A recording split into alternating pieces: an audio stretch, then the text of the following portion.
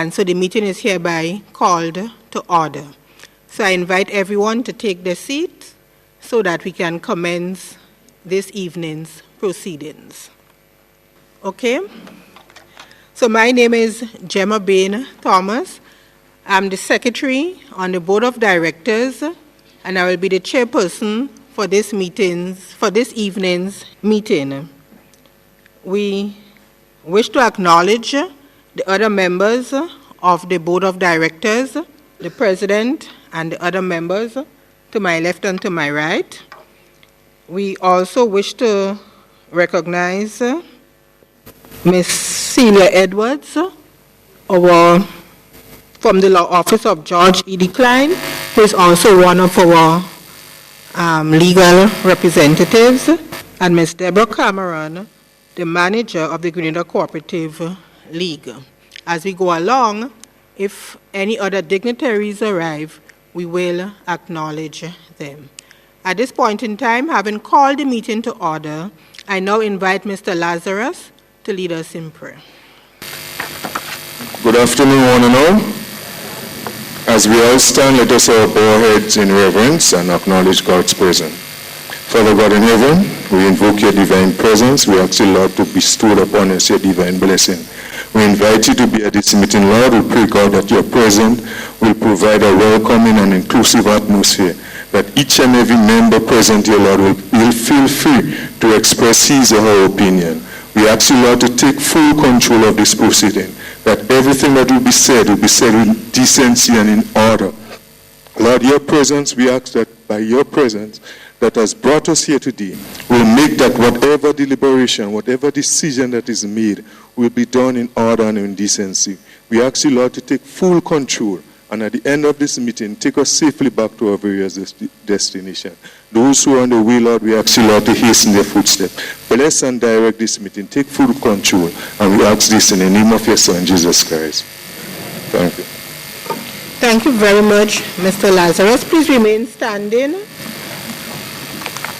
We will now have the national anthem. And of us we pledge ourselves to thee, as hearts and hands in unity to reach our destiny, ever conscious of God, being proud of our heritage, may we with faith and courage aspire, build, advance, as one people, one family. God bless our nation. Thank you, and just remain standing for us to have 1 minute of silent.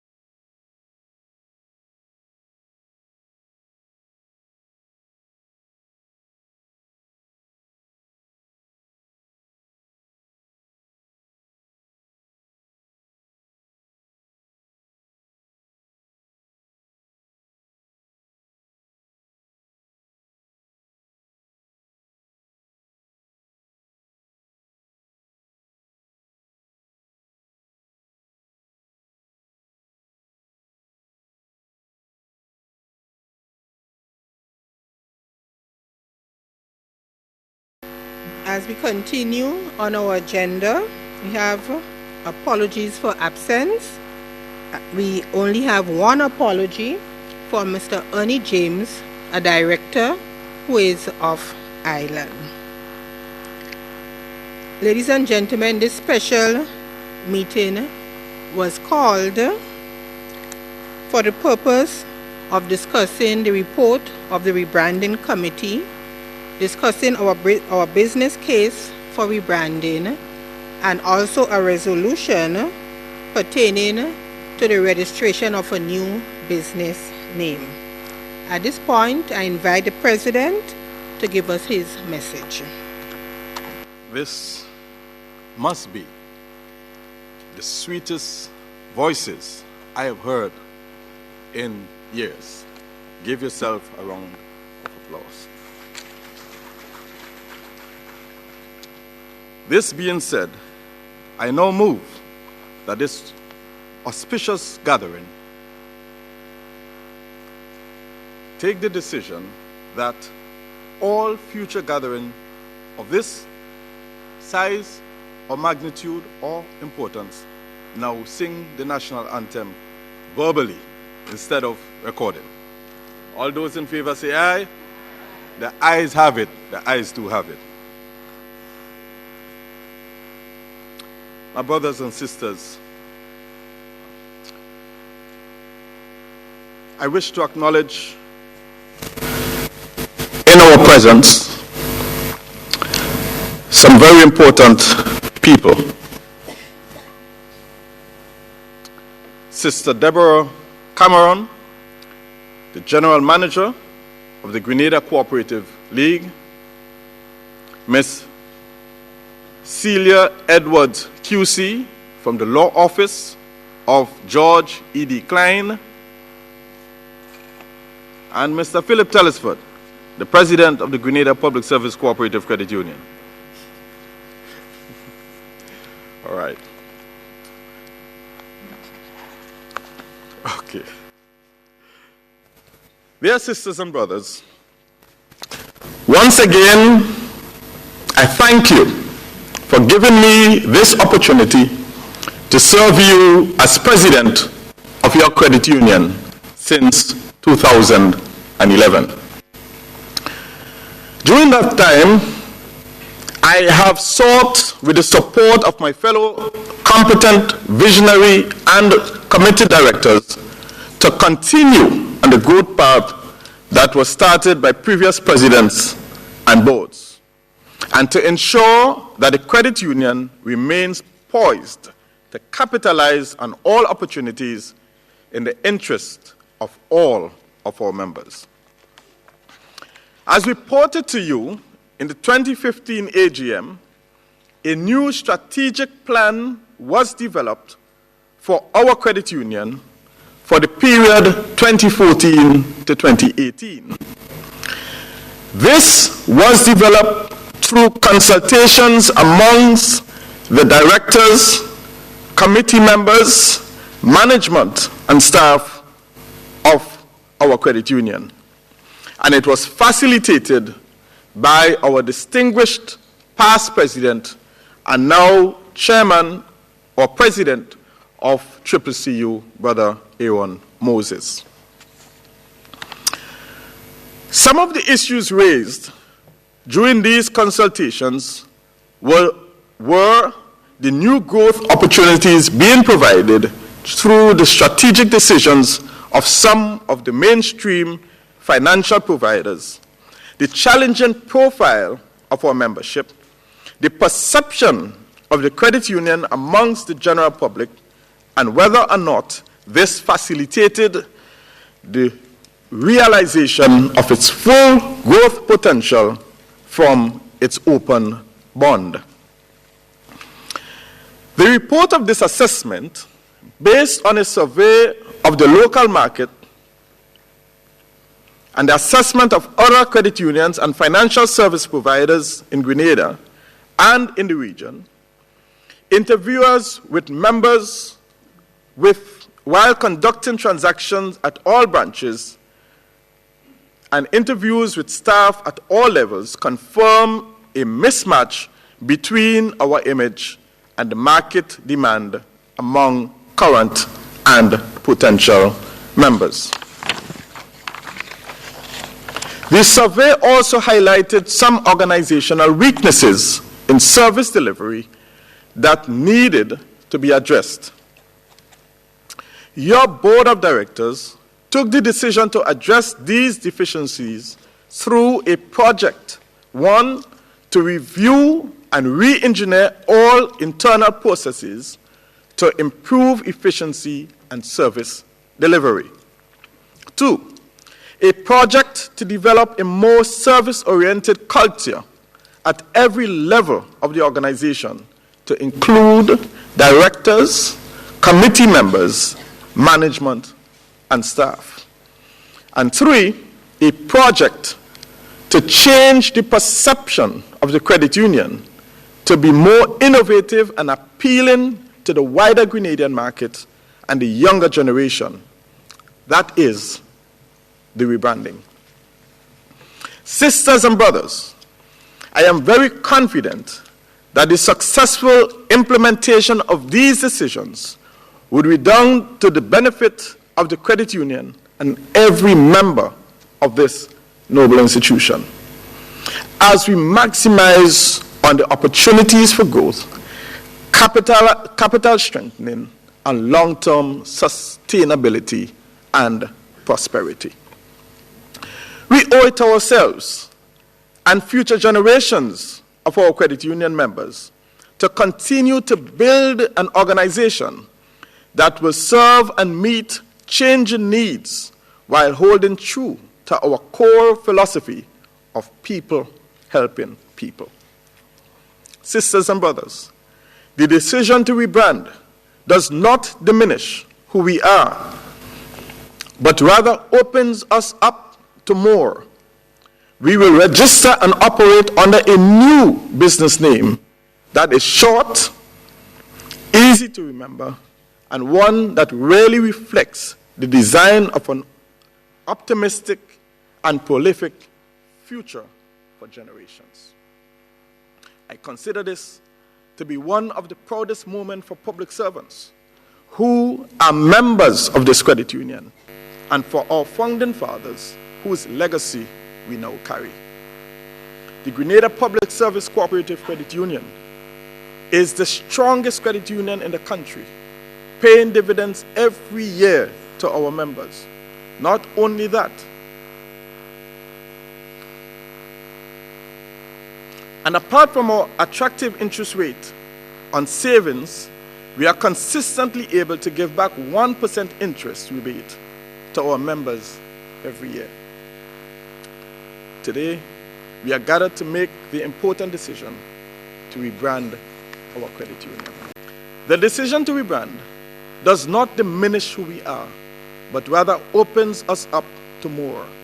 We will register and operate under a new business name to better reflect who we are, not a credit union of public servants only, but for all Grenadians, whatever their age, wherever they may reside, whatever their social and economic status.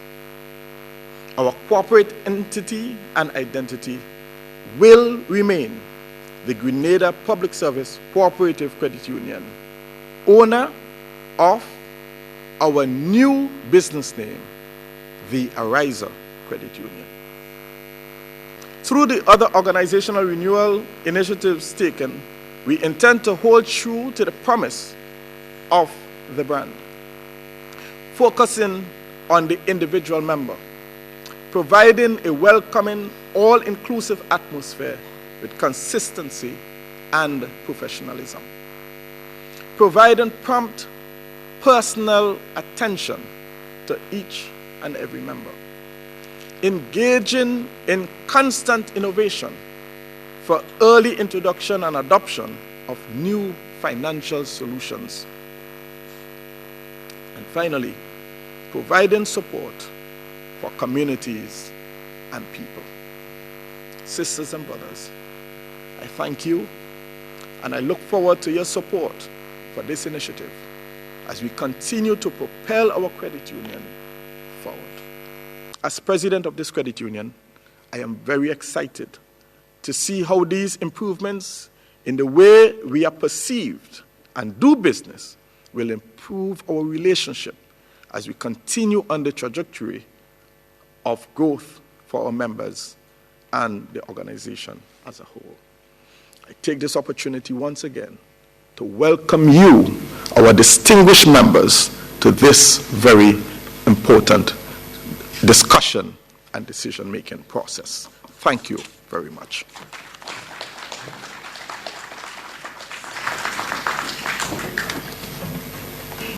Thank you very much, President Telesford, for having provided us with a historical perspective into why we are here. You also detailed the work we have done so far and gave us an overview of the rebranding process and of the board's views and decisions so far. In order to get the rebranding process off the ground, a committee or rebranding committee was established, comprised of Brother Christopher Diali as the chairman, Sister Lucia Livingston Andel, Sister Gloria Payne Banfield, Sister Kimberlyn Regis, Brother Kevin Gilbert, Brother Kelvin George, and Brother Kijana Romaine. At this point in time, I wish to invite the chairman of the rebranding committee, Brother Christopher Diali, to provide us with the report of the committee and the business case for rebranding. Brother Diali.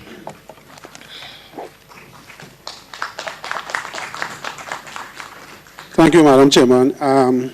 Members, I'm going to beg your indulgence to come on the floor. I don't want to go up on that podium. I want to stay right here to have a conversation with you. I don't want to speak to you. So I want to engage us in conversation, because this rebranding exercise is about us and us understanding why we want to do it, so you can ask all your questions, and hopefully I can provide you with answers and explanations to why we are doing, or why we are proposing to do what we are doing this afternoon, and of course to get your approval. As was stated by the President and the Chairman, we started this exercise out of a strategic retreat that we had. And it was identified in the strategic retreat when we met with staff members and members of the board and so on, that one of the things we needed to do and address in the credit union going forward was the fact that we had no differentiation. We were not different to anybody else. Everybody put us together with another credit union, that credit union on Church Street. As a matter of fact, credit unions in Grenada is normally distinguished by where they're located. The one up on Market Hill by Church Street, the one down by St. John Street, the one lower down in town. We don't tend to remember the name and call out the name and say and distinguish. So that was one of the things coming out of the retreat, that we should consider giving ourselves a special look, a special feel, so that when members talk about our credit union, we're excited, we know what we're talking about, and we could safely say that this is this particular credit union, in this case, the Arisa Credit Union. So, we formed this committee. What is important about the mix on the committee is that we try to include members from every age group. So if you look at the names and you could associate the names with the faces, and you'll see that we try to go middle-aged, young, and more senior members of the credit union, so that we could get a full understanding of how members felt about this particular process to start with, and then what possibly we could come up with as a name to represent what we want to do, and of course a look, a feel, and a color. Because as you would well know, brands speak to you. Those of us who are wrong, when you see a swoosh, you just need to see the swoosh. You ever notice the swoosh never have a name with it? Well, we know what the swoosh means. That's the strength of that brand. When you see a little apple on a computer, you don't have to know the name. The symbol alone says it all to you about the product and what they represent and how you could feel about the product. You don't have to attach a name to the symbol or to the color. And that is the strength of branding and rebranding. And you need to associate yourself with this color, this name, and what it stands for, the quality it represents, the strength of the credit union, what we represent. So this is part of the process. And when the committee met, as you see in the book, I ain't going through the report in detail, you can read. The committee had a certain amount of mandates. The mandates was particularly to facilitate the process. We hired a consultant. The consultant came to help us through the process, guide us as to what we need to consider. What the consultant did and what we did was that we did a survey of our membership, of staff and everybody, to get a sense of what they felt, first of all, about the credit union. whether we were something different, whether we were something special, how we represented ourselves. Was that important? That was done. We surveyed members, we surveyed people to get a feel as to whether or not this is something that we could do and excite ourselves about. The report came back and it said that we definitely needed to consider changing something, doing something different to get us to feel differently and to look different. And we embarked on the process.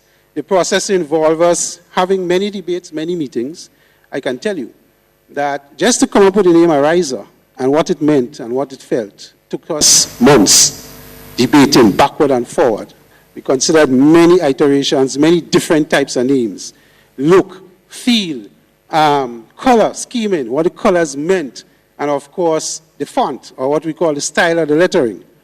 Of course, before we end this evening, we're going to ask you to consider some other iterations to the style, because what had happened is that as we started this process, and we had the initial meetings, we got responses from members, we got their input, and we're trying to incorporate and take everything on board, so that when we come and what we come, everybody's on board with it, and everybody could feel excited about what we're doing. So in the end, you're going to see an iteration put up on the lettering, and then you won't guide us on that one. So the committee met, as I said, we had these various meetings, and at the heart of all of these meetings was a few things. We felt at all times our credit union must represent our members fully. And at all times, our members must be the important pillar that must be considered in whatever we do. So that occupied our mind significantly, and in the name, you will see in the middle of the name, it specifically highlights the member there, because that must be the focus, and the member must be what it is that we put as a central focus. And leading on to that, it is not just a change of name. We're doing this afternoon and we're asking for your approval for. You would notice the credit union has embarked on building new premises. We're heading down to the Esplanade. The renovations have started. We expect to be completing the building by between June and July of this year and move in. We will have a brand new spanking building that is going to offer services that is quite different. Where we are now on Church Street, we have access problems. First of all, our elderly can't access properly. Our less than abled folks cannot access properly. So it creates a problem. So access is a problem on Church Street. The amenities, how we operate for the staff, because the staff is a critical part. They are all members also. The environment for the staff is not as comfortable as it should be. And as a result, we cannot offer the services as we would like to, and better than we have been doing. When you look at the background and the back office operations, we have a lot of paper. The credit union is engaging on digitizing and getting less heavy with paper, so less storage rooms, a lot of weight and cabinets, and having to search in files to get things when we could do that quicker. So the more efficient we become, the better we could respond to your queries and your needs. So that is happening in the background. But most importantly, and even what is most critical, as you would very well know, in all companies, the most important asset on the balance sheet is never represented. And that asset is what? Our staff. We can't do nothing. We can't achieve nothing here without our staff. So we have embarked on a project with our staff of training and retraining so that you, the credit union member, you, our brothers and sisters, can experience a service that is going to be a few steps higher than you currently get. We're going to be in a brand new building. If you give us your approval this afternoon, we will have a brand new look, a brand new feel, and you're going to get a better service than you have ever gotten before. You understand? We have to take our credit union to that level. So we have to ensure that our staff is given the requisite training to get us there and to make us feel that when we come into this particular institution, we come in here in a special place. So when we redesign the building and you walk into the customer service area, you're going to be seeing a new arrangement. You're going to have more customer service representatives coming to your needs, and we may even offer you coffee and juice while you sit and wait. That is the level we have to bring the service. right? So that, especially when our elderly folks come and they sit and they wait to get their turn, and we don't expect you to wait long. We're going to be trying to monitor how long you wait before we give you service. All of those things will be looked at. But the point is, you must be in a conducive environment, and you must feel good to come to your place of transacting business. And that is what we're trying to get when we do all of this. So it's all happening together. We're not leaving it out. When we increased and opened the bond in the credit union, you know, our credit union have had historical moves. When we changed the bond and we opened up the bond, that was a historical move in the credit union. When we moved it from just being public servants to being open to every and all walks of life and members in our society. The bond necessarily meant that we had to be more all-inclusive to everybody. And I know our public servants is going to question me on why we're moving from public service, because, you know, they feel attached to that, and we're okay with that. You must feel attached to it, and you must feel that you're losing something that have been dear to you for so long, and an organization that have gone from strength to strength. And we can deal with that. In the report, we talk about the case for rebranding. You'll see where we talk about cable and wireless trading as Lime and Unicom are branded as Quartz. And that is to give you a sense that we're going to be GPSCCU trading as Ariza. And I mean, let me be frank with you. To say GPSCCU is a mouthful. I ain't asking you, I'm telling you. To say the Grenada Cooperative Public Service Credit Union is a mouthful. It is, you might say it quickly, but it is a mouthful. And you may disagree with me, that's fine. I have no problem if you disagree with me. But it's simpler to say, it's simpler to say Ariza. It's simpler to say Quartz. It's simpler to say other things. But it can be a mouthful. Right, so that's one of the things we wanted to do. Consider that. The differentiation aspect. Why we want to differentiate. Why we want to feel different. Okay, my way of looking at that is, we know the two hands with the globe. We see that everywhere. If I have on a t-shirt with the two hands on the globe, and it is not well defined in the markings, you can't tell if I am a member of GUT, if I'm a member of Communal, if I'm a member of Grenville, or if I'm a member of GPSCCU. Am I right or am I wrong? Right? Right? So, you don't have that differentiation. So you have, one of the things we wanted to look at is, do we need to differentiate ourselves? Do we need to be different from the others? And those, I'm sure we'll get to you just now. So just give me a little while. All right. Right? Yes, no problem. So we have and we felt, and all the comments coming back from the survey said, we needed to differentiate ourselves, look different, and feel different. So that was the majority of the members' views. The other aspect of this, right. Then there was the other aspect where this credit union and every organization have to plan for the future. And the future requires us to consider, what are we going to do to get our young folks, our children, and their children who are going to take over to be part of a credit union movement. One of the things I think the credit union movement still suffers from badly is the fact that we don't market ourselves properly. We still don't market ourselves properly. We are still thought of, and we are still considered as an organization where few services are offered, and members and people don't know the benefits of the credit union, right? When you tell the average person on the street that in a credit union you could get a rebate on a loan, or you can get dividends, they don't understand what that means at the end of the year when you declare of your financials. They've never heard of the rebate situation. And when you explain that to them, they tell yourself, why I didn't join before?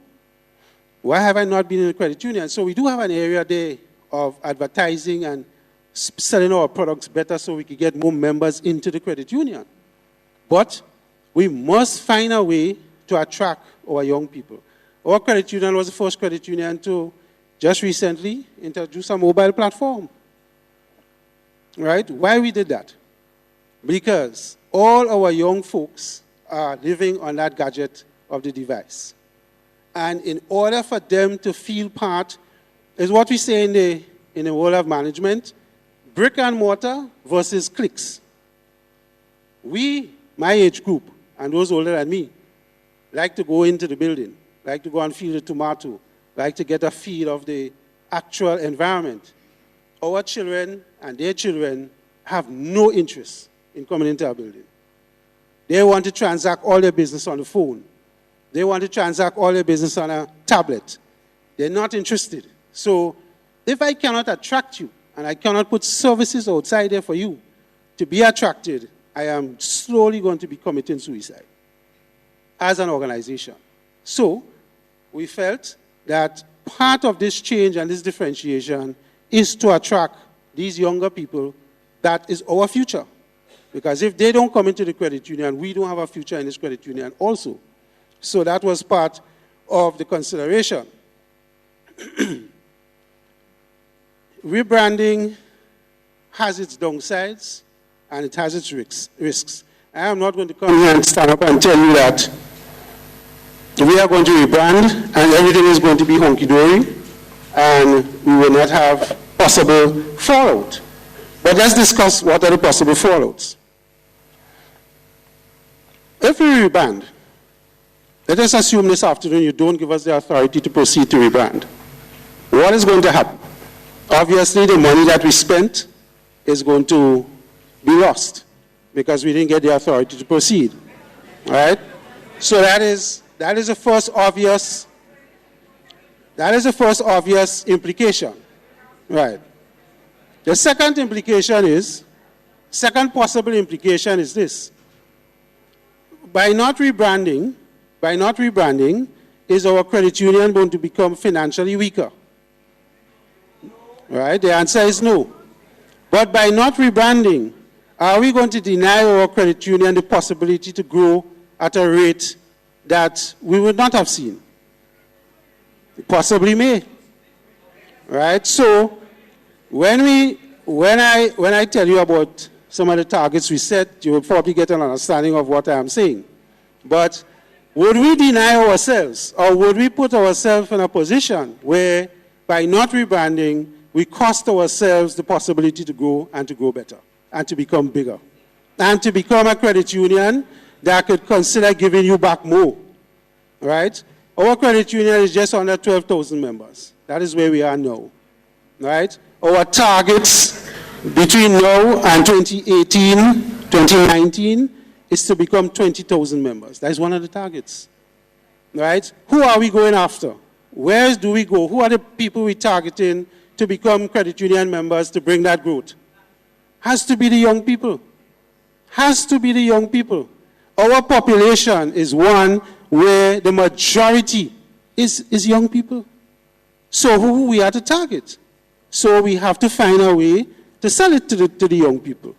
And this is why we are coming and looking at the things that we're doing.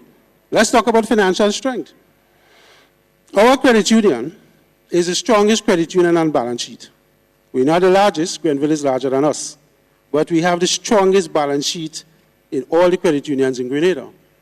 That has meant that we have managed well, we have taken timely decisions on the future of this credit union, and we continue, through you, our members, to have a credit union that is financially sound.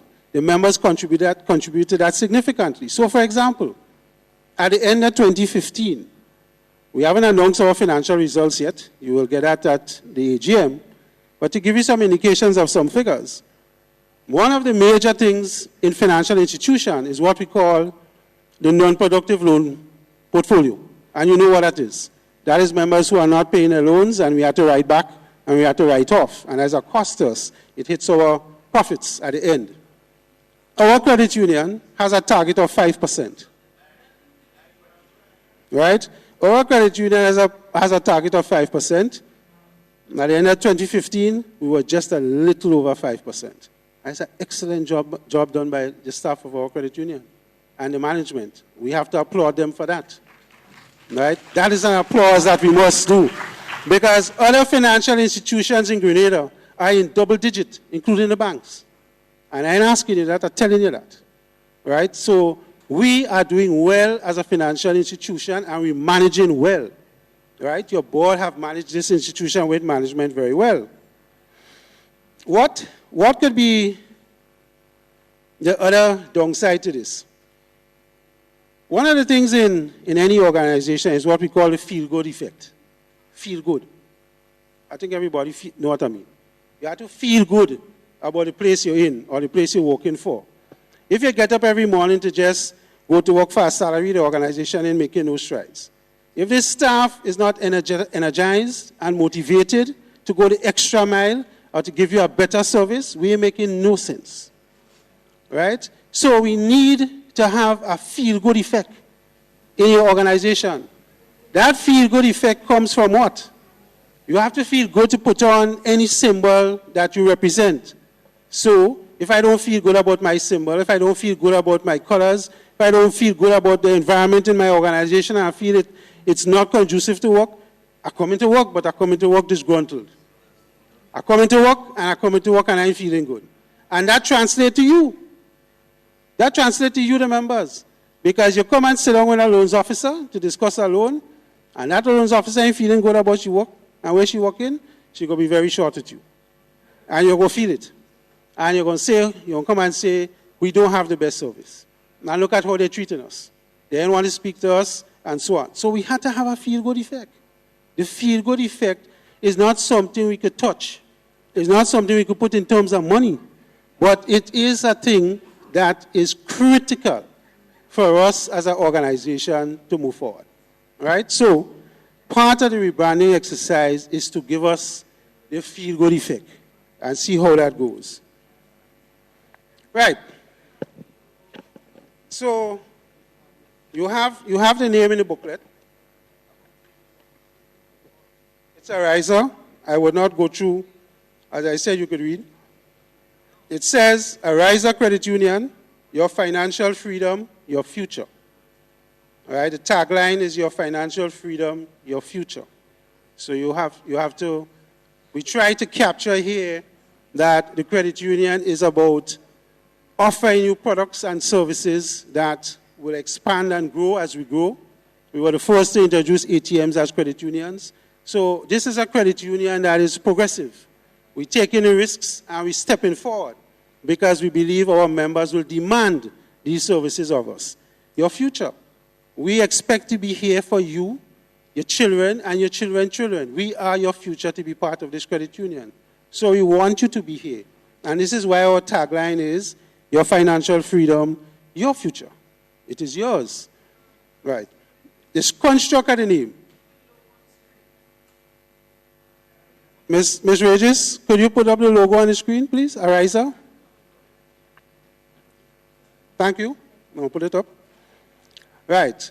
Ariza Credit Union. You may ask why the hands and the globe are not there. We took out the hands and the globe because the name says Ariza Credit Union. So we differentiate ourselves. We're not a bank. We're not anything else. We are a credit union called Ariza. The current logo, right. So we have four iterations there for you. Some of the feedback we got, the one in the book is A, as you can see. All right. We have A, B, C, D. Some people felt that the A was a little too hip. You know what hip mean? Yeah, a little too loose. Yeah, a little too sweet, stylish. All right. So I'm telling you what the feedback we got. And they wanted our look to be a little more business-like and a little more surreal. And these were the iterations we came up with. You are going to decide, we are going to ask you to decide on which one you think best represents us in terms of the different iterations that is put there, right? Right. So, well, of course, you know, we could sit here for the whole afternoon and talk about that. And 10 people go say A, 15 go say B, and so on. So we had to get consensus from you guys, because when we did it as a small committee, it took us weeks. So I could imagine coming to you now and asking you. But anyway, we felt that we needed to include you in this decision because of the feedback we got when we launched a few weeks ago on the name. So ladies and gentlemen, I have spoken quite a bit and I've told you what the reasons for considering and coming to ask you for consideration for the change of the name and why it was felt that we had to do this, and it is not being done just a rebranding. It is being done in conjunction with a new building, new staff training, new environment, and so on, so that we could give you a holistic feel of a different organization that we believe is so important for us as we go forward. So we're giving a little break and we'll take the questions right after this.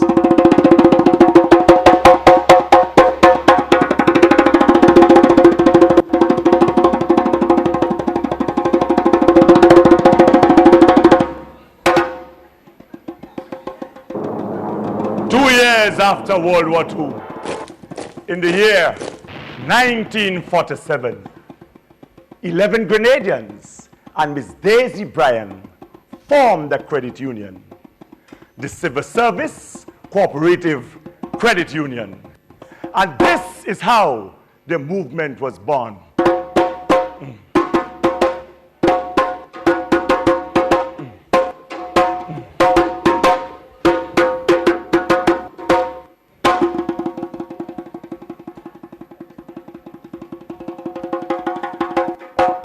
In 1959 came salary deduction, a turning point for growth and stabilization.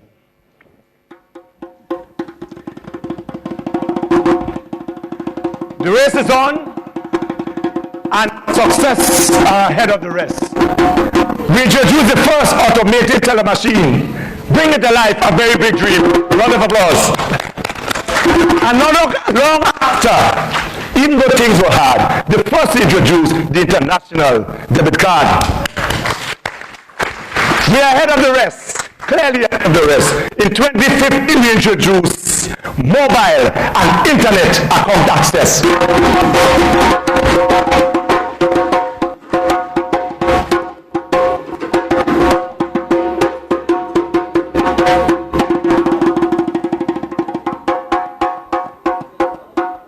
"69 years and still going strong.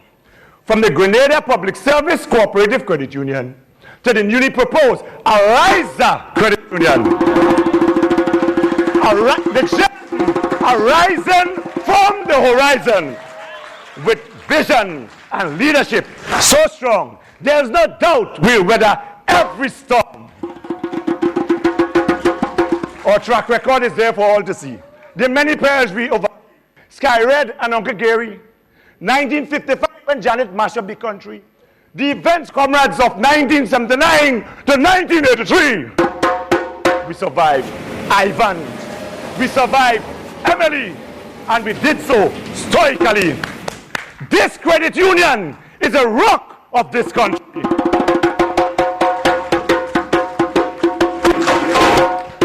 So a round of applause. And hip hip hooray! ARISA Credit Union is the way. Hey. ARISA! Hey. Hey. ARISA! Hey. Hey. Thank you.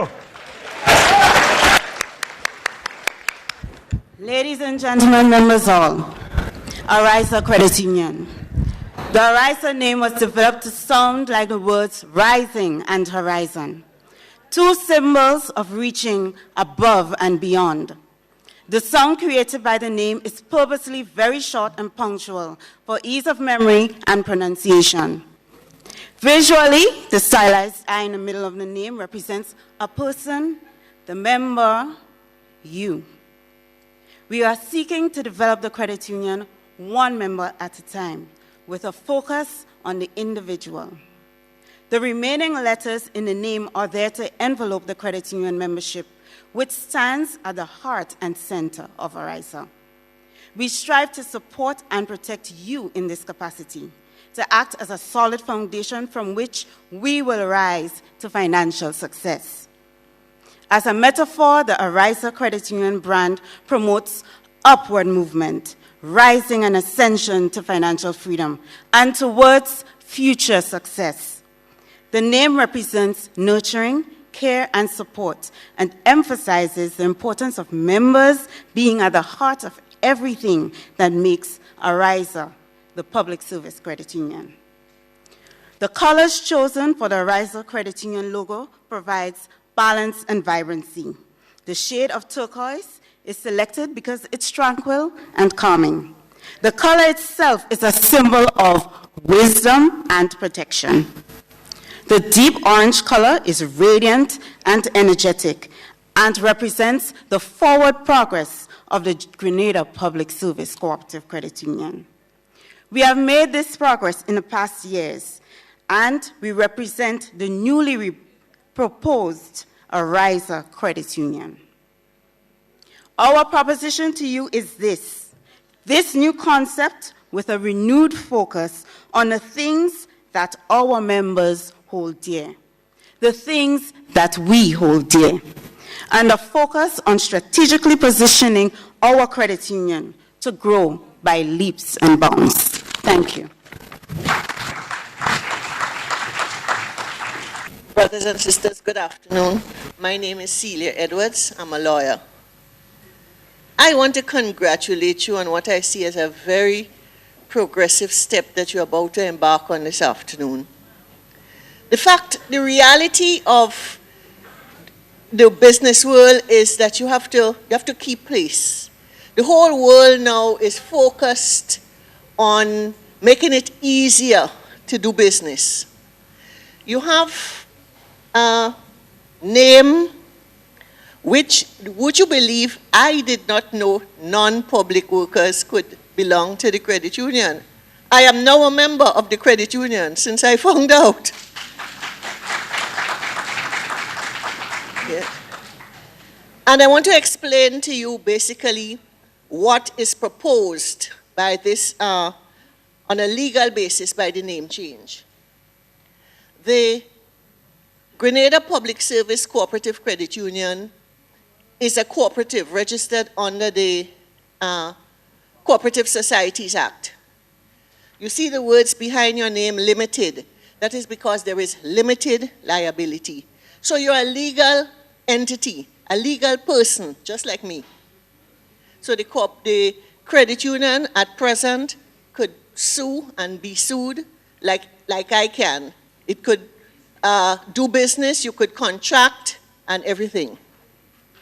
What is proposed is that a business name is registered, ARISA Credit Union. The parent body would still be there, is the Grenada Public Service Cooperative Credit Union. And that body would own the business name. So if you want to write, those of us who have to write checks at present to the credit union, you need 2 lines in your checkbook to write the present name. Eh? You need 2 lines. And it is not as eye-catching as you would want to appeal, as the chairman of your committee said, to the young people. So the new name will be a business name registered under the Business Name Act and owned by the parent body. So you still maintain your legal status as the Grenada Public Service Cooperative Credit Union, but you operate and do business under the new name. Very simple, no adverse legal effects. Thank you.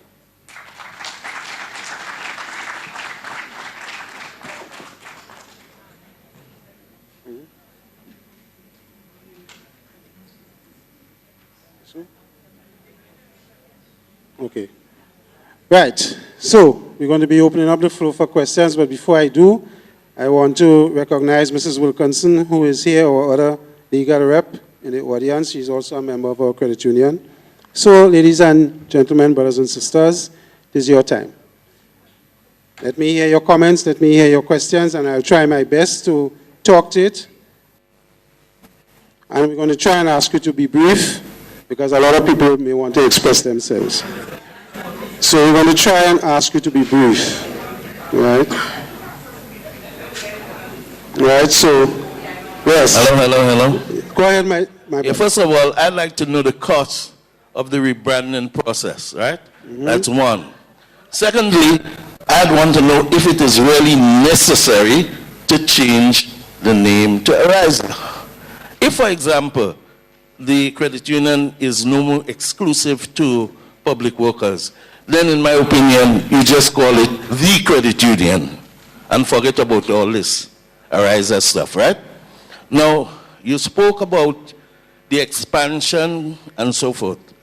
I would prefer to see that the credit union embark on a methodology to incorporate new members by focusing on like National College and so forth and so on. And I'd also like to see that rather than spending money on this Ariza business, you send, let's say, about 4 workers to be trained as actuaries so that when they return, they can develop business models and economic models that would be beneficial not only to the credit union, but to the country at large. In my opinion, to make it short, let's leave it as the credit union and forget about all this other business. All right. So let me answer a couple of the questions. The first one is what the cost is, right? The cost is $250,000 for the consideration of Ariza. As I said earlier, the reason we have, let's look at why we're spending this and why we want to. We believe that our current membership is 11,000. We expect by 2018 to bring it to 20,000, right? When we have more members, what does that translate into? We have more savings. We expect our savings to move from 219 million, 220 million to 300 million by 2018, right? That is almost $100 million in growth. We cannot get that and move our base where we want to. If I grow my base and I grow my loan portfolio, I also get what? I increase my revenues and interest. If I increase my revenues and interest, I can come to you and say I'm giving you back 1.5% as a rebate. So you benefit, right? That is what we're striving to do. Grow this credit union to a point where that we could come and offer you, our members, more benefits. I can continue to pay you dividends, as I have continued to do, because we're one of the few credit unions that have maintained our profitability profile right through and continues to grow. When we release our results for you in June, you're going to be extremely happy, right? You're going to be extremely pleased with the performance of your credit union again, right? So I say that to say, my brother, even though we're spending $250,000, we expect that that could give us the push and that could give us the feel-good effect. By just calling it the credit union, I don't know if that will give the kick that we want. Members will express their views. I think that the credit union does not give us the kind of differentiation that we want. By saying a different name, you see, the credit union could be which credit union, right? It could be Grenville, it could be any other credit unions. But if I say Ariza, you have nothing in your mind, because you know that is the only name in Grenada with anything that's called Ariza, right? So it gives you a clear differentiation. And as it relates to your suggestions of training staff to become actuaries, we're not in that business yet. Because actuarial training relates to insurance and investment products along that line.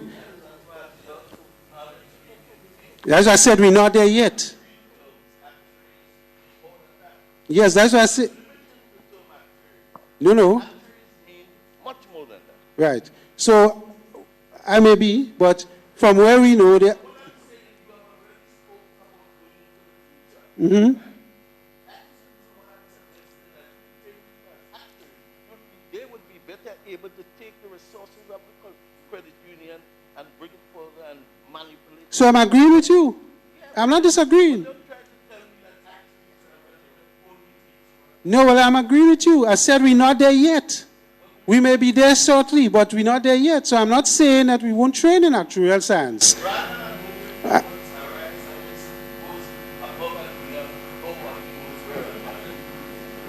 But the same Ariza is what you want to see. You want to see your credit union grow and rise beyond. Right? So, but who will grow your credit union? Who will grow the credit union? Right. And which are the members that will grow this credit union? You see that young man that's handing in that mic? That is the people that grow in this credit union. That is the people. That is the group that we had to make sure we get. All right? Okay. So let's go. Comments? Anybody else?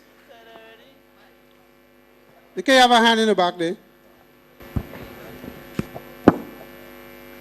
Good afternoon, Mr. Chair, Mr. Diali. Afternoon. Yeah, Dexter Best. I was a member of the credit union for 32 years now. And you rightly agree that the credit union has grown from strength to strength in every aspect as it relates to loans, deposits, dividends, etc., etc. And I don't see the relevance in changing the name of the credit union. I have known the credit union as a family. Initially, that's how it was introduced. And that's why the symbol that you see in that little round ball, you see big people, you see old people, you see short people, you see tall people on that symbol. And this name Ariza sound like a mafia name for me. You know, like Port Louis and them? Just to take you back a look, you all made some decision a few years ago where you all go and invest about $4-something million with this so-called British American investors and thing. You all lost that money, then came back to members and say, we write it off. But you didn't write off a member who gets in trouble with his mortgage or her mortgage. You know, you all have been making decisions because you all are board of directors. And initially in your output, you said that you're asking members to approve this Ariza because it can cost you all money that you all have spent. That's a bad decision again. Because why go and spend all this money and not get the membership approval first? So that should be the initial thing that should have been done. And in reality, in the big country like America, the whole board will have been fired. Management come down. But it's only in Grenada we can do this. Politicians come and do us what we want. Huh? Everybody in Grenada, board of directors come to spend your money, and then they just say the money disappear. Nobody gets jailed. Nobody gets in trouble. And that's what we're seeing here. That is what we're seeing here. I'm saying to you, and I hope that the members, that's just my personal opinion, but I hope that these members here today don't agree to this Ariza, because the credit union, as you rightly said, has been going from strength to strength. And all I think the credit union needs to do is to advertise properly, sell the products properly, and we will have continued growth. Thank you. Thank you, Dexter. You want to make a point, Mr. Lazarus, before I answer Dexter's comments and concerns? Yes, with Mr. Brother Daly? Yes. Could I remain here? Yes, yes. Okay. Yes. I rise in favor to speak in favor of the Ariza change. And I want to take people or members back to a little history. Because if you look at the presentation, the credit union was once known as the Grenada Civil Service Cooperative Credit Union. We has changed from the Grenada Civil Service Cooperative Credit Union to the Grenada Public Service Cooperative Credit Union.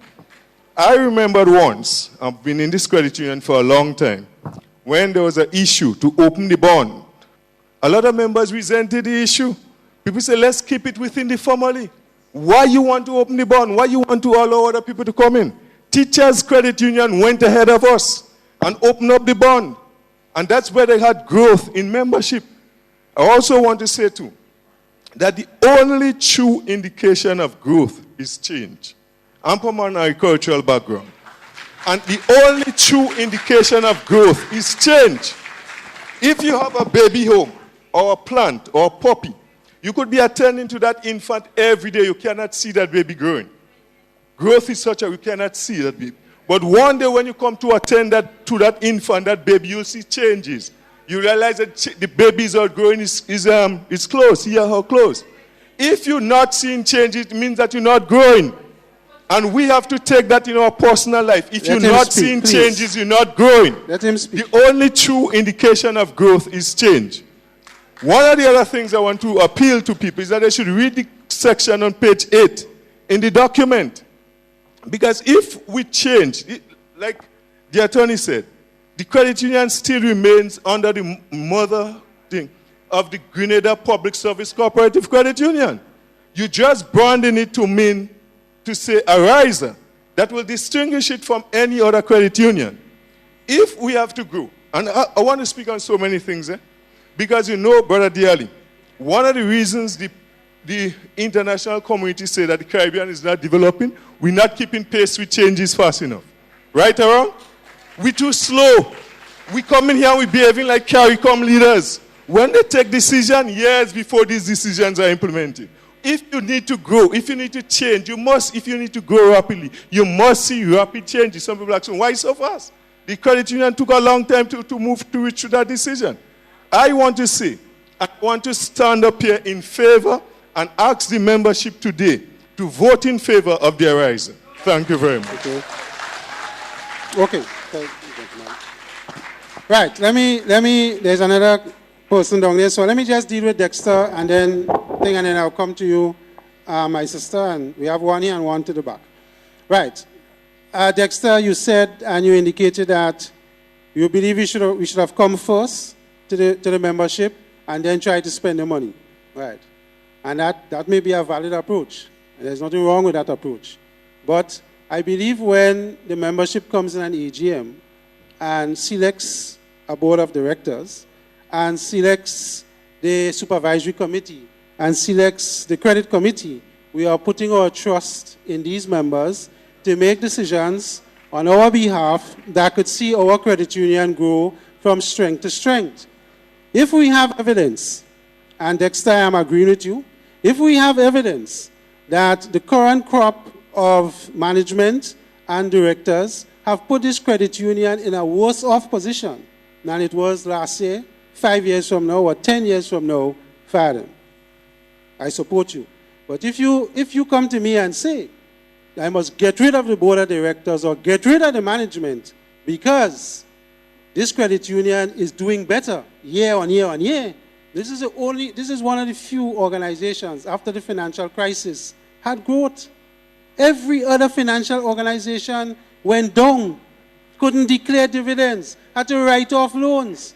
The fact that we took a decision on BICO, and all of us suffered under BICO, it wasn't only the credit union, all other financial institutions with brighter minds, with actuaries, as this brother indicated, still, because that's the nature of investments. You win in some, you lose in some. It's like your day-to-day life. You may take a chance to walk on the right side of the road and nothing will happen to you. The day you go on the left side, you might get bounced. That is how it is. So I don't see it as bad management. I see it as an opportunity where we have come to the members and to the organization and to say to them, listen, we have an opportunity here to grow to leaps and bounds as we have continued to, and we have made decisions that have validated that as members before, board of directors before, and management as exists in the credit union. So I don't share your view on that we should do it in that particular manner. Right, so we have the sister in the back, and we have sister right here. So let's take the one right here. My name is Yvonne Francis. I just want to say maybe the change is too rapid. You feel like if you're being thrown out of your house, you know, a place that you feel comfortable with. When you see the logo, you know that you're within a family group, you feel at home. And at a rapid pace, you're just thrown outside and the door shut, and you know. That is the way I think some members must be feeling. You know, we have a bond with our logo and with our public service credit union. And I'm just saying information is important. You know, sometimes we don't get sufficient information. If I didn't come here, I would not have known that there was a random selection. It's not that you have to take everybody, but, you know, just let us know what is happening. And maybe some of the things that are happening, it's like giving us a spoonful of something gradually. Just, the changes could have been a little more mild. All right, comment well taken. I mean, we have traditionally, and we continue to come to our members and give them as much information as we can at the time when we can. We told you when we bought our building, we told you what we were going to do with the building to improve access and improve services. We talk about the training. When we did the bond, there's a number of things that we continue to come to members about. We did say in the last AGM that we were considering this approach. We did say that in the last AGM. We did say that we were considering an approach where we could rebrand ourselves. We didn't have a name yet, we didn't have colors yet, and we didn't have a philosophy. So we have come, when we have all that, when we got all that, and we felt confident enough that we could come to you and defend this, not really defend it, but discuss it with you. It's nothing here to defend. It's a matter of discussing with you what we want to do. So we have come to see if this will ring best and make us feel good. And that is what it is. But I take your point that probably you feel we're moving too fast. I would only want to say, as Brother Lazarus said, the only constant in our life today is change. Only constant. And those of us who are in business, I was just reading something a couple days ago, and there is this guy that says in business now, every 3 years, you have to throw your business model outside of the window and re-examine it. Because if you have achieved your objectives of a business today, it means you're not relevant tomorrow. Because of how quickly things are progressing in our society. Right? And things have to change. I think brother here wanted, the lady, yeah, sorry. I have. Thank you. I hope I can offer a different perspective and speak on behalf of the younger generation that you hope to attract. A year ago, I decided to move to Grenada. My parents were born and bred in Grenada. And one of the things they said to me, I decided to come to Grenada to work. They said, join a credit union. When I got here, I was looking at the various different financial institutions. And initially, I was drawn to Scotiabank for obvious reasons. I'd seen the name before. I was familiar with the image, the logo, the colors. But my parents said, join a credit union. We think it's more beneficial for you, especially an institution, in Grenada. And when I looked at the different credit unions, they all looked the same. I found it hard to differentiate. I mean, there was information available, but in our generation, a lot of the products we're sold, it's very competitive. So in the end, we start looking at the look and feel of things and how the services relate to what we're looking for, like you said, online banking.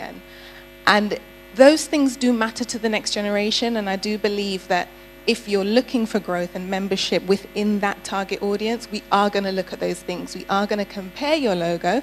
And in my honest feedback, when I looked at the current logo, it felt dated.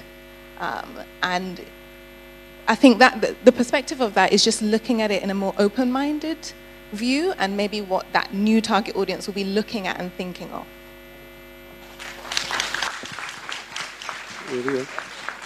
And then when we finish, we have our brother here.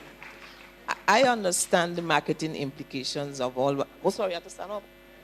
Oh, I apologize. I do understand the marketing implications of what you're trying to do. And I also understand the people's emotion. You say that the people are more important, or the target actually the most important thing.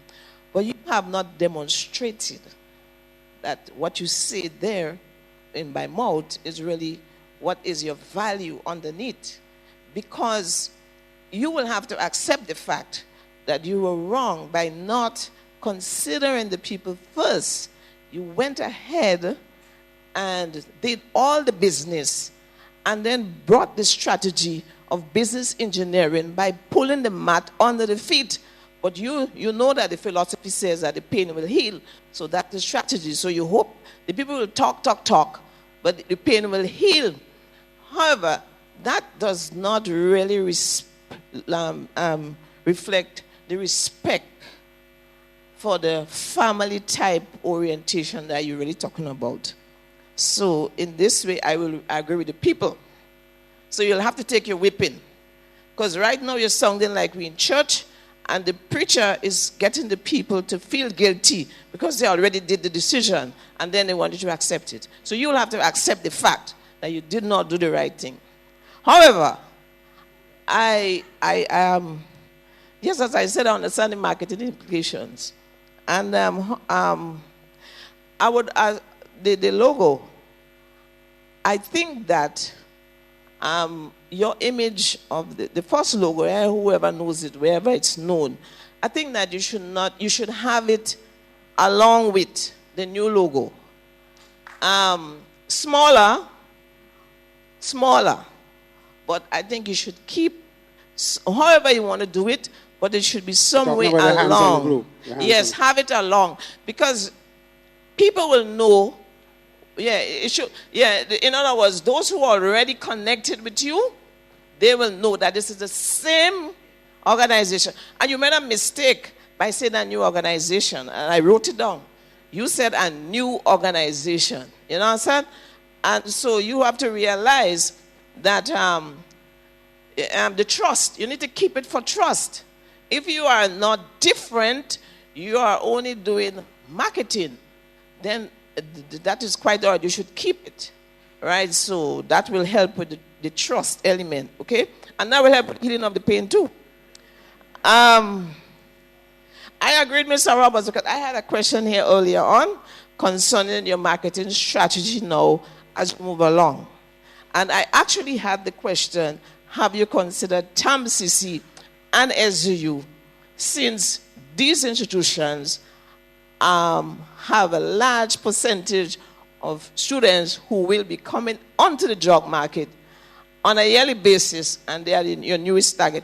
And there are a lot of things that could be done on the floor, including invasion of the classroom into the courses and all this kind of thing. So I totally agree with Mr. Roberts on that. Another thing is, watch this thing about getting rid of your paper to pass. I know it's a world objective, but watch it very carefully. Because we have seen, look, just easy. If you have no paper that you had before, in other words, your filing system, if you get rid of your filing system and current goals just for 1 hour, more or less 2 to 3 hours, you can't do any business. And when the internet is slow, you also are on go slow. I think that you have to watch the speed, because it's just an illusion, you know.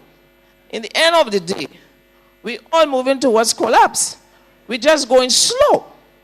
So just watch the speed of getting rid of your files.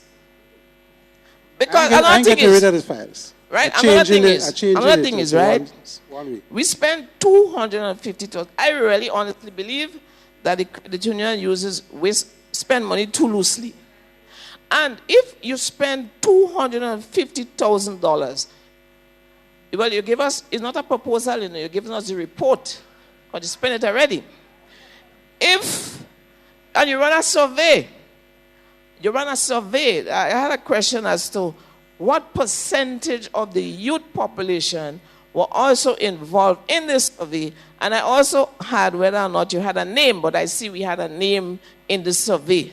However, you did not, why it is that the membership was not part of that survey?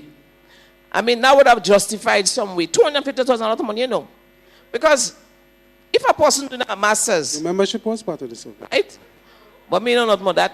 Look, if somebody is doing a master's degree, hold on. If somebody is doing a master's degree, right? They could do this whole thing as the thesis.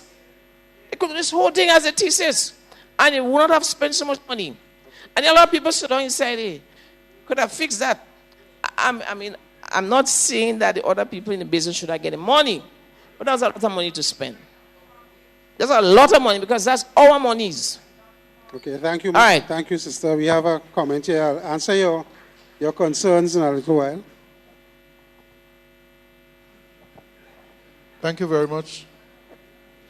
Will I rise to give support to what the leadership of the credit union is trying to do?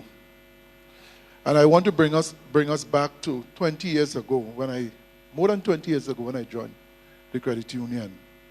In those days, the credit union was a handful of people, and very little activity was taking place. I wanted to build my house. I couldn't get a loan to build my house.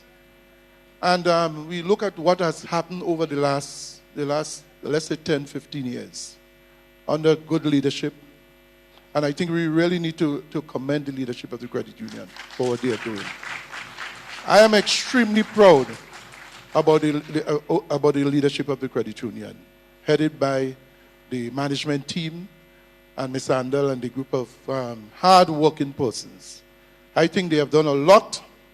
I think when we gave them the responsibility to govern the credit union, we gave them a mandate to do a job and to make the credit union better. What is being done here today, Ariza, I love the name. I'm going on in age, and, very close to retirement. But I tell you, I still hold on to a lot of technology. And I want to, when I get older, I want to be able to sit in my house and use my cell phone and do transactions at the credit union. This, what is happening, is going to give me the opportunity to do that as well. I want to state too. Well, those of you speaking and not giving me a chance, you're going to have a chance to speak, please. I want to state here that what they are doing is what the credit union need at this time. Sometimes when I have to write my claim, and I have to write public service, how do you say it again? PSCCU. It's a long, drawn-out name. If I have to do Ariza now, it means it's easier for me. But I think what is happening here, I would really want to commend the management team for what they're doing. I think there's a lot of foresight, and it speaks of vision. And I think we have a visionary team as well. And I really hope and pray that we understand what the management team is trying to do with the credit union. We have the lawyers backing us with what we're doing. If we're going wrong, they're going to tell us we're going wrong. But I think for the future, let's give the credit union, the leadership a chance. Let's trust them to do what we want them to do. And they had to invest. They must invest to create the avenue for making more money. So the $250,000 that we're talking about, yes, for some of us is a lot of money. But I think this is a small amount of money, but the kind of investment that we want to do. So I want to give support. I want to give support to the management team and those who run the credit union on a daily basis, Ms. Handel and Ms. Williams and the group of them. I think you're doing an excellent job. When I come to the credit union now, I'm seeing a different credit union. People running to help you, they're running to provide service and things like that. So the credit union is moving forward. And we have to look at the positive side of it. Not only the one or two negative things. Let's look at the positive side of it, please. I think this is all I want to say. I think there's a lot of vision in the whole thing, and I really want to commend you. We have a comment there.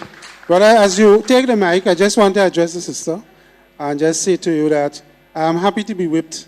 I have no problem in being whipped if I think that we have gone on a road that jeopardizes your credit union, our credit union, that makes us weaker and not stronger, and that the management and the board have acted in a manner that is not warranting your confidence. And hold on, let me finish. You had your time. And you said that I should be whipped, and we should be whipped because of how we took the decision to come to the members on this particular issue. Right? You felt that the consultation was wrong side. We should have come first to you and then come back, and not spend the money before and come back, and so on. When our credit union board sits and our management sits and take a decision to give a member a loan for $5 million, right? Let's see, right? And we have a business, let's say, and we think after we have done all the analysis, right? Okay, let's say $1 million, right? And we have done all the analysis, and it comes to a point where something goes wrong, and we may have to take a ride back or a ride down. Was it a bad decision?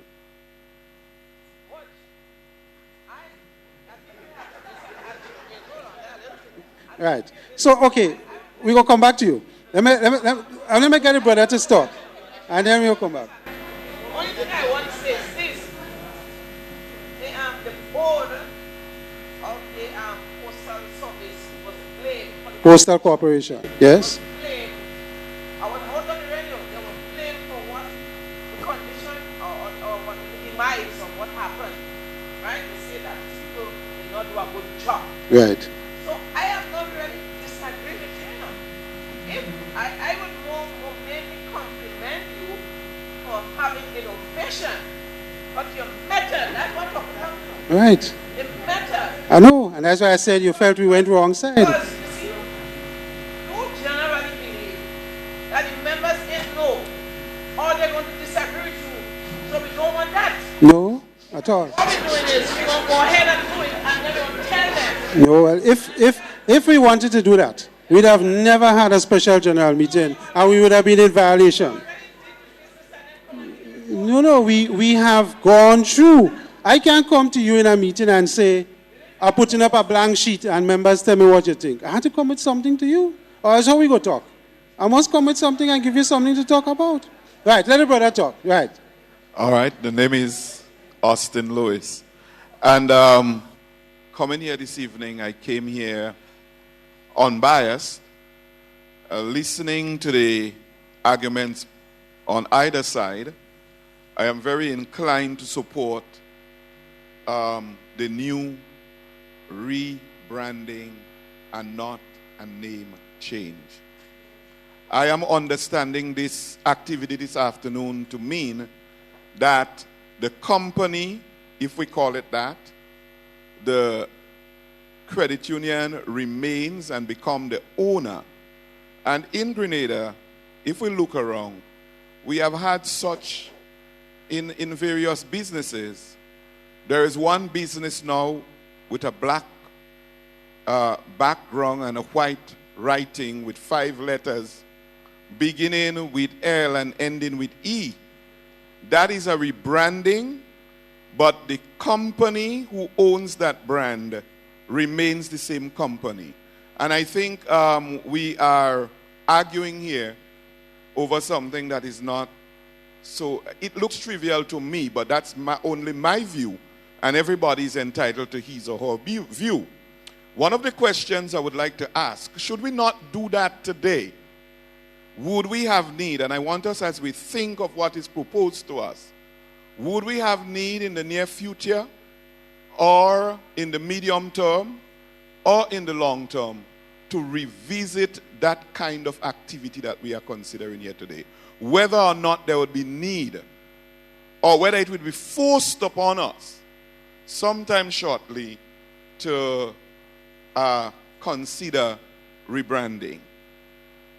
Some people are arguing that you should have come to the body first, but if that had happened, it would have been a case where the entire body should have been fired, because it means that they were doing no work and they're doing nothing.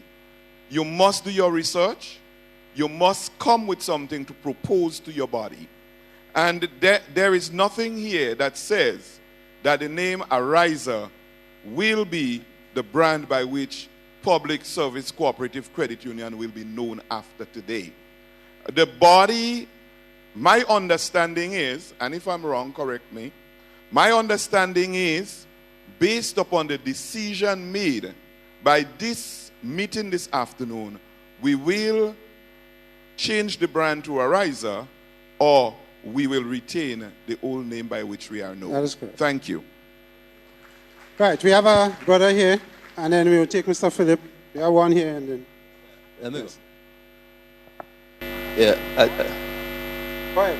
my jump-off point, that it wasn't going to be that, but as... Pull the mic a little closer to you. Yeah, my jump-off point wasn't going to be that, but I just want to refer you to page 7 of the document, business case for rebranding. Your second paragraph says, rebranding in this context means the registration and use of a business name, Ariza Credit Union, not just Ariza. So it's a new credit union. All right? Which, while remaining legally owned by the Grenada Public Service Credit Union Limited. clarifies. It's a Riser Credit Union, that's the name. Yes. Not just Arise as up on the board. No, a Riser is just part of it. Right. Yeah, that's why I quote from the document. So now my second point. I think as a owner of the co-owner of the credit union, I'm asked by the committee and by extension the board to make a decision as critical as this without all of the relevant facts and information. Namely, the business case. In your summary, why rebrand? Well, before that, you have some reasons listed 1, 2, 3. Projected growth, new line of business, audience or market, relevance, and then you summarize some points beneath that. Now, these to my minds are all projected benefits, right? Because we're not there yet. We make the committee would have made some projections that yes, there's a viable market for new membership, new revenue streams, and blah blah blah, and whatever. But it's absolutely silent on the cost, the projected cost. I've heard references made to $250 million was already invested, but that's just the initial investment. I do not have any information in this document in terms of the cost to implementation of the brand.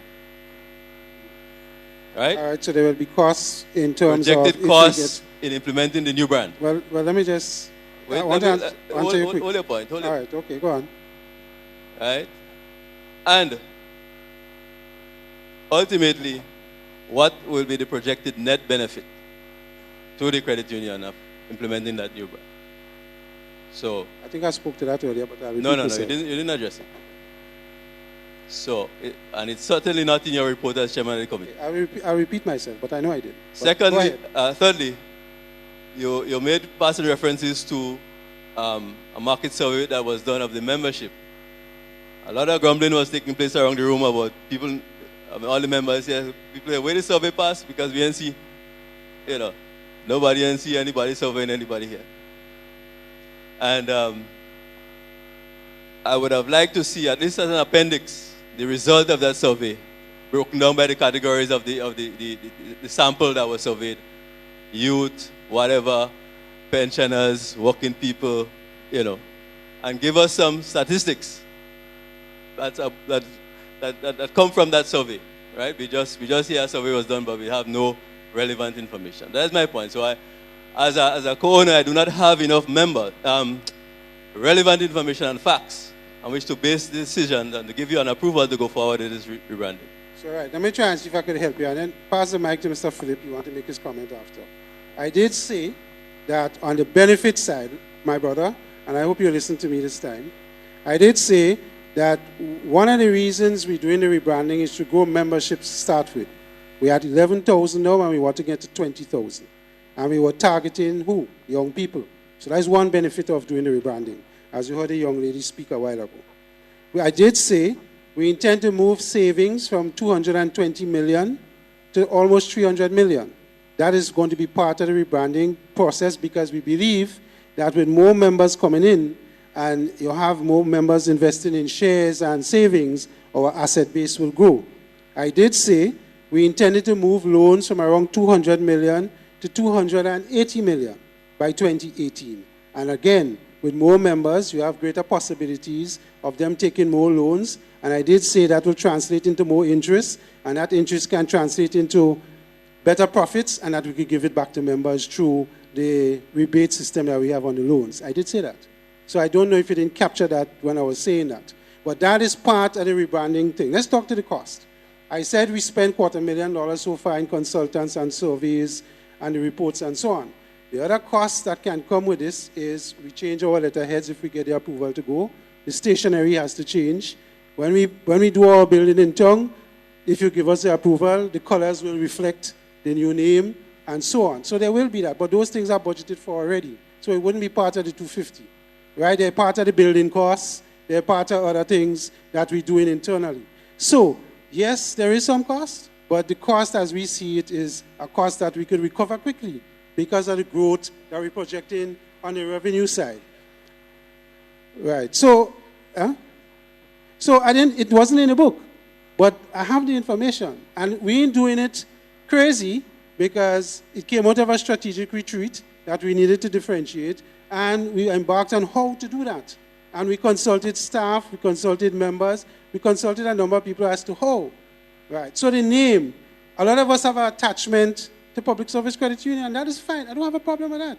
When you have to change and throw the best fitting shot that you have because you deliver a whole, you doesn't be happy about that. Because you have a thing that you're accustomed wearing and you have an affinity for. But at the end of the day, you may have to get rid of it because it's time to move on. That's just the realities of life. Some of us, all of us, have affinities and attachment to things that we won't want to let go. And there is nothing wrong with that. That is fine. I am just saying to you, could we consider making a move, or if we don't make that move, what may be the fallouts? And that is what we have to think about more so than just staying where we are. Right, Mr. Philip? Well, we could talk after if you want me, and I'll give you more details. All right? You could come back and ask me what else you need. I heard you say costs. I heard you talk about projected benefits. You talk about the survey. I thought those were the three major things. Right? I spoke to that. Well, I mean, I could give you all of that. There is detailed information that we would have had to make a decision. But I can't come here and give you all of that. Yes, that is part of the training with the staff that we're investing in and so on. But what I said to you, I just said to you that some of it is in the building, some of it is in other projects that we're doing. I spoke to those. But it's not okay, for example, cost of training your staff, right? We're going to spend $1 million to train your staff. And we don't believe that is a little, that to us is little bit. Right? That is little bit. Brand loyalty in what respect? Yeah.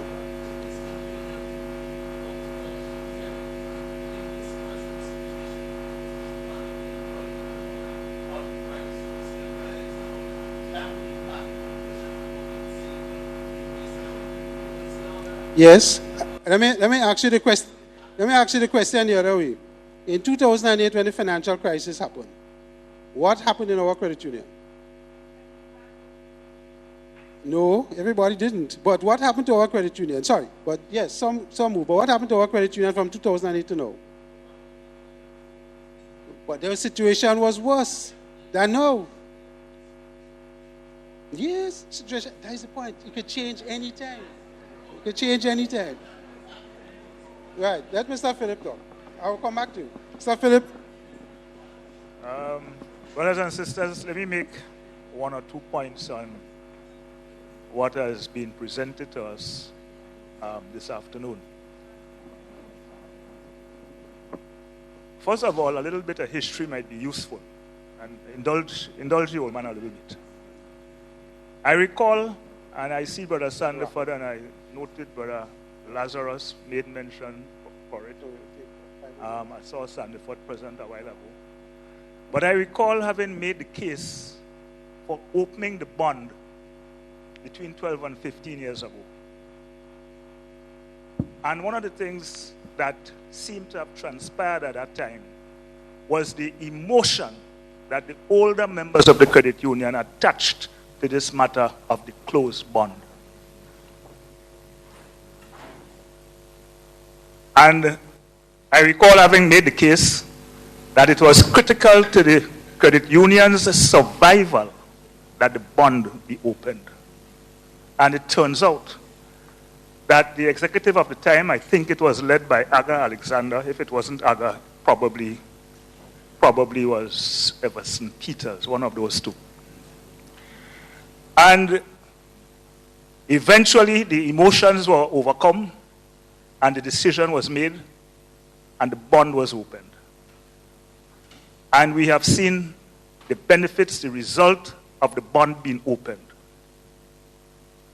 So in coming to decisions like these, I think first and foremost, we need to be rational.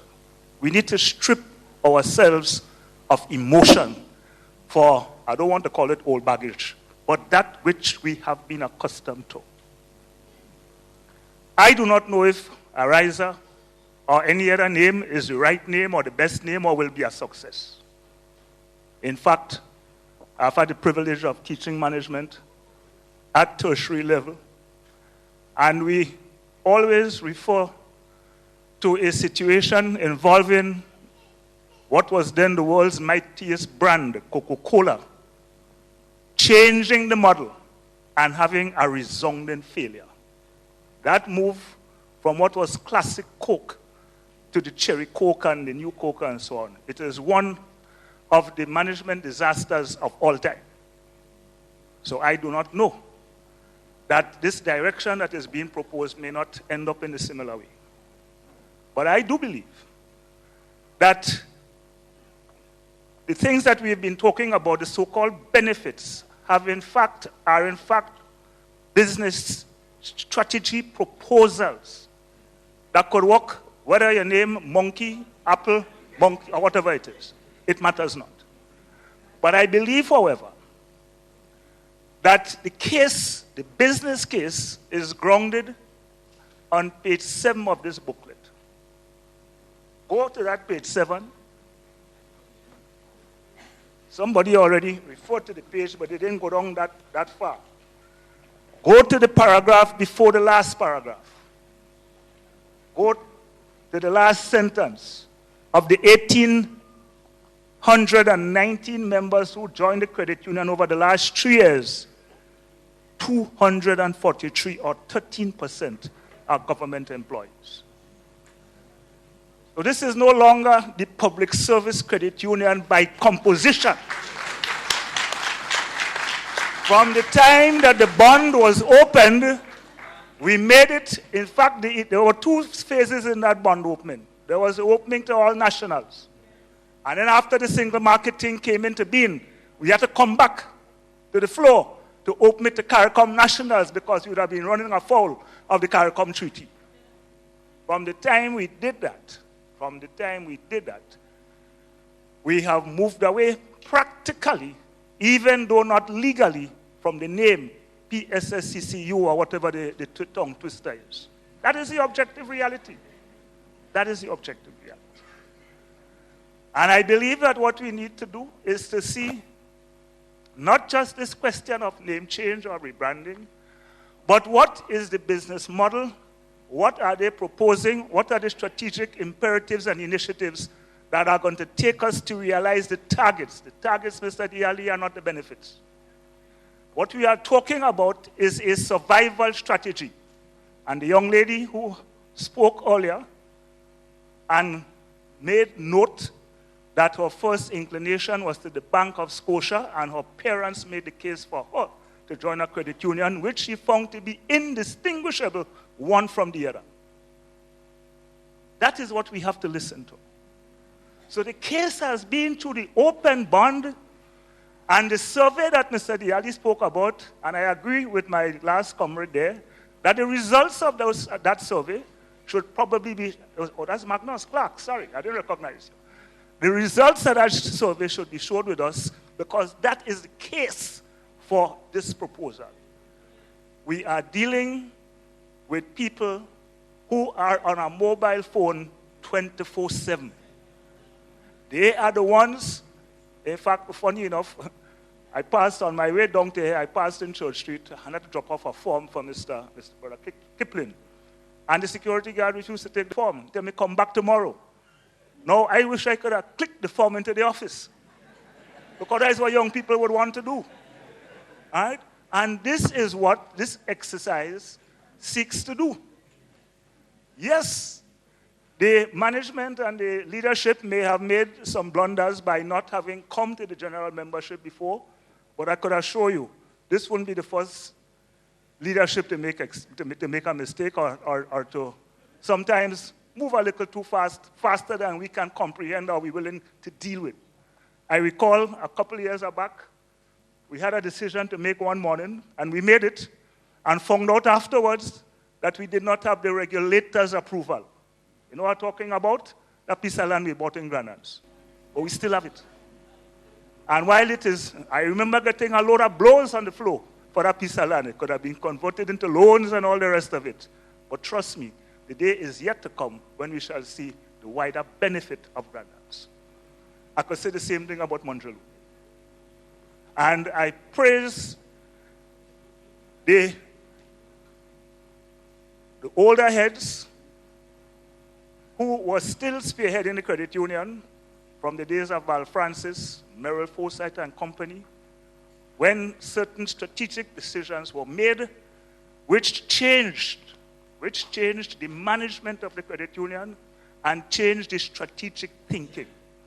It is initiatives like these that you have to engage in from time to time. And if somewhere down the road you realize that you're on the wrong track, you have to stop, take stock, and regroup again. This is what we have engaged them to do. I ain't telling you that they're getting it right all the time. But if they ain't doing this, we could be worse off. So I commend the initiative, and I urge brothers and sisters of the movement to support the resolution proposed. Thank you. Thank you, Mr. Philip. Because of time constraints, and we at almost 10 to 7, and we need to get the voting done. We need to have the resolution done and have the voting done, and as you vote, you move out and enjoy some refreshments, and then we count, and we come back and tell you whether you have given us the authority to proceed. But before I do that, I want to say that we want to say special thanks to Mrs. Celia Klein-Edwards, who came on her own initiative as a member. And for the member who made a comment and thought that she's charging us, she's not charging us. She's here as a member, offering her advice to us free. And we want to thank her for taking the time out of her busy schedule to come here and offer her advice to us legal advice at no cost to the credit union. So that wouldn't add to the cost, my brother, that spoke a little while ago. That one is free of charge. All right, so Mrs. Andel, we're going to move into the voting now. Oh, you have one, okay, so we're going to entertain, okay. Right, we have 2 hands up. We're going to take this lady, and then we're going to take the lady to the back. Oh, sorry. Madam, before you speak, this gentleman was here. Let me take my mic and speak. Thank you, sir. I rise to support the new branding. Right, we have to look and see what is happening, the trend that is happening now. The public service credit union, which means you have to be a public servant, a public worker. I mean, that's before it's brand, but before it was open up. And I was on the both occasion when we had invited people to make the decision to open up. And on both occasions, it failed. And this credit union is always a credit union of being forced. This time, we came up with the idea first. We did not support it. Then we had to run behind the other persons who came with it after us. And I wonder if we wouldn't be doing the same thing. That come up with the idea of rebranding, make it fail today. Some other credit union come up with the idea, brand the thing, go way out in front of us, and then we try to catch on to them.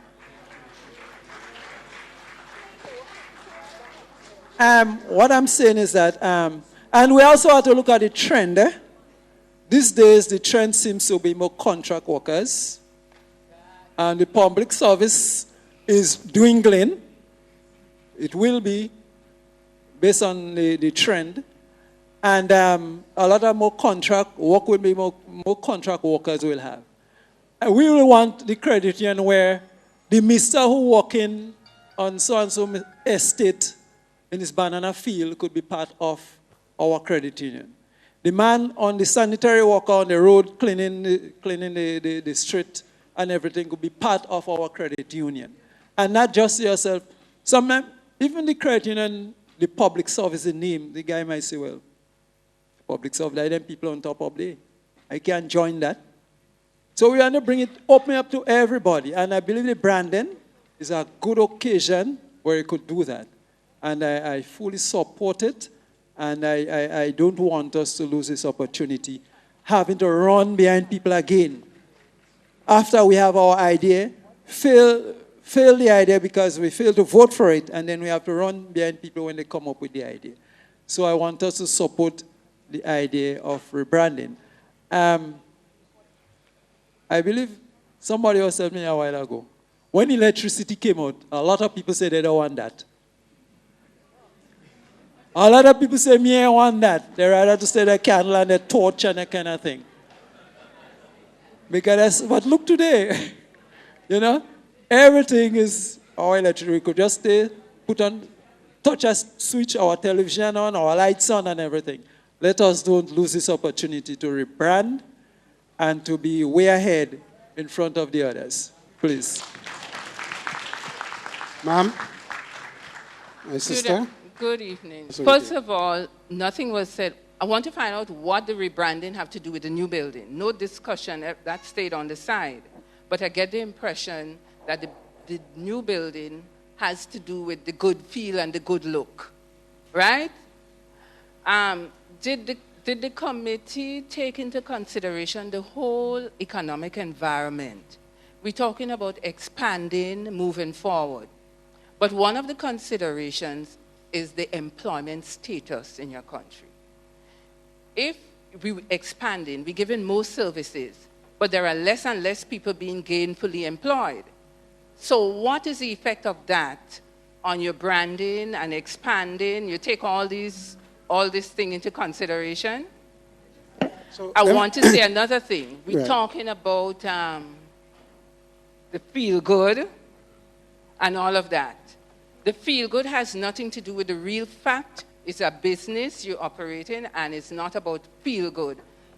It's about money and managing it properly and getting gains back, because that is why we pool ourselves together, put our money here to help each other. And we're expanding so thinly that the assistance to members become so small because we are swallowed up by the service that we say we want to provide. And yet still, basically, we don't provide the service because we taken up with the services. Second, thirdly, or fourthly, distinction should come by service provided. So the credit union should not be seen for the name and people run to. What must distinguish it is the quality of the service that we provide to members. That is the ultimate, most important thing. So we could have all the nice clothes on and we could look like a human being, but we're still a dog.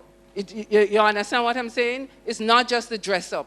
It's what we provide for members. Please don't lose the whole thing. It's about members and their money that they are investing, not about anything else. All right, so let me take up, I will start with your last one and try and come up. You can remind me if I forget anything. It is about members. That's why we have it there. You see the thing in the middle. I said from the beginning, this is about us. And the money we're spending on staff to train is to ensure that we move the service, as I said earlier, from where it is to probably a few steps upward, so that you could be proud of the service you get when you walk into our new facilities. Feel good. Feel good is for our staff. And then that translates to you. If my staff don't feel good, you ain't coming in the credit union and do business.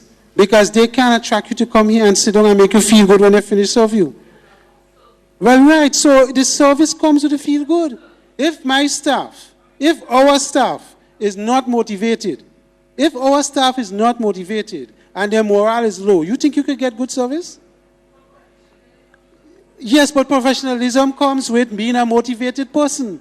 You cannot get nothing out of a person good unless they feel good about themselves and they're motivated. Or else you ain't getting nothing. They will translate their negative vibes to you. And then you come and you say that the service is bad. And then that is what you're saying. If your service is bad, I can't make the money. And you say the business is about making money. Yes, it is about making money. So that I can give you more benefits and more rewards. But I had to give you a good service so that you could come back time and time again. I need repeat business. Right? I don't need you to come. You get a loan, I treat you slapdash, and you say, okay, I get me a loan, I ain't coming back inside here because they don't offer me nothing else. Right? No, we're wrapping up. I want to deal because we have to vote. Right? Tell me if I forget anything else. Was it feel good? The service, the building? Right. I did say it's a package in the sense that training the staff, we're doing a new building to give you better access and a better environment to do your business. And the name. The change of the name involves a change of colors and reflect what it is we're trying to do as a credit union. Move from one height to another height. So we're moving along. So the building is a progressive move from Church Street to down there. It's going to be a nicer place. It's going to be a more accessible place, and the service is going to be better. Right. Employment? Yes. Yes, we have, because of what we're doing down there will be a change in the organizational structure of the credit union. Yeah. Who we attracting in this economic environment, right? So we remember our bond allows us to go international, right? So the market is not only Grenada. The market is not only CARICOM. We have a huge diaspora. No, but we have people with money still in a worldwide recession. You have a lot of people with money. You think Trinidad recession, you don't have plenty of people in Trinidad with money? They have.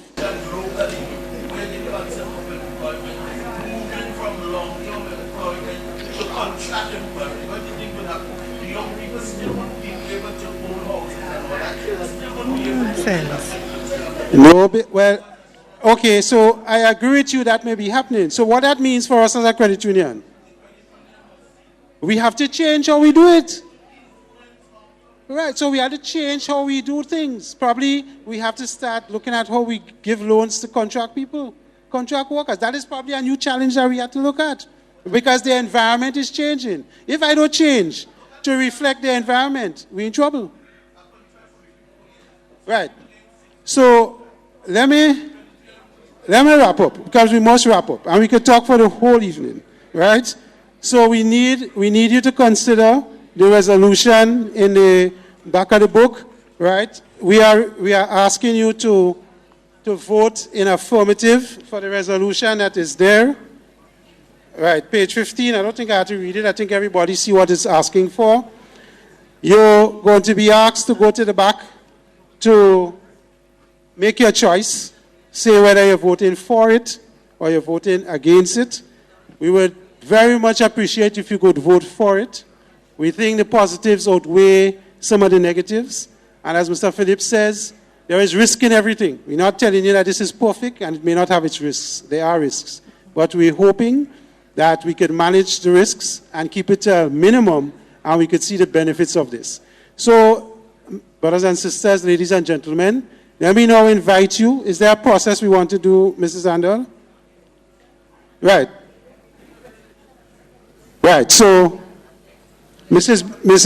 Jamabain, our secretary, is going to read the resolution, and then we invite you to go down to the back. They have folks at the back, members at the back that will assist you to vote and put it in your containers.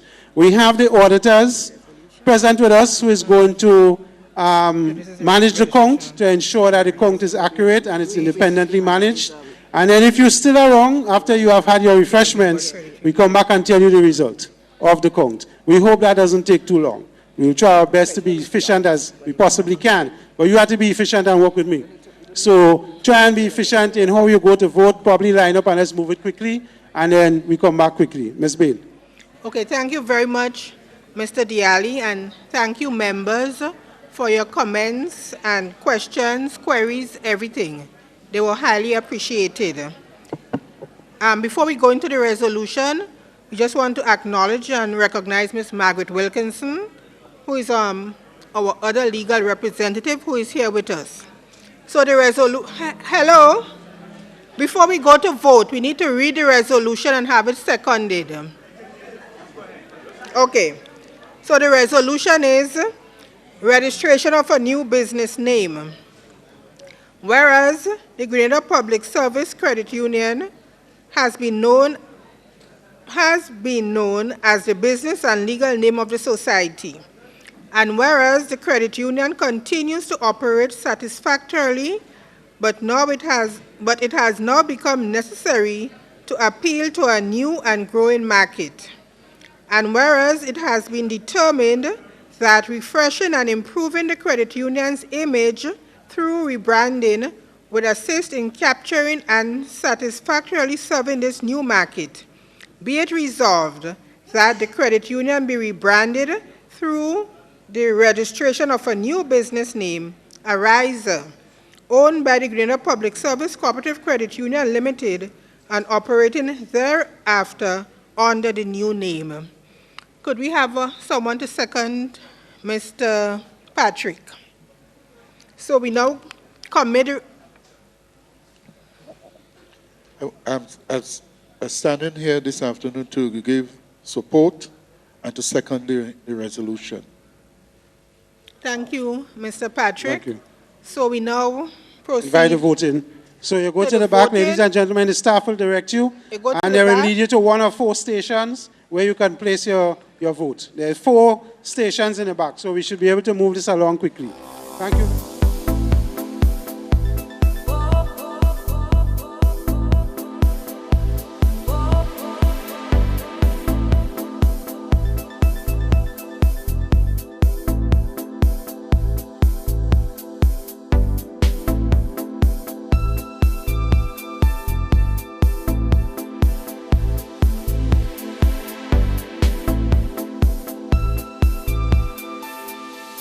Minorca Island.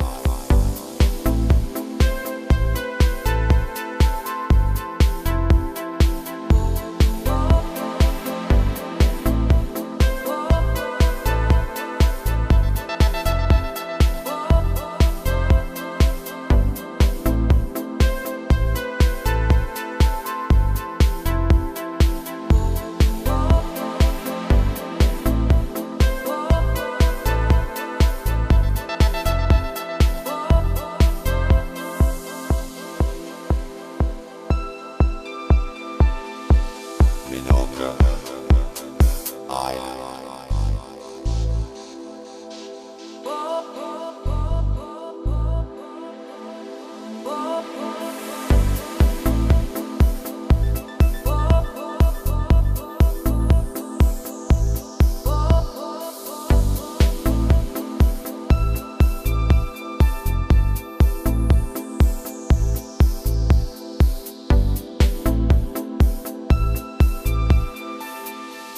Minorca Island.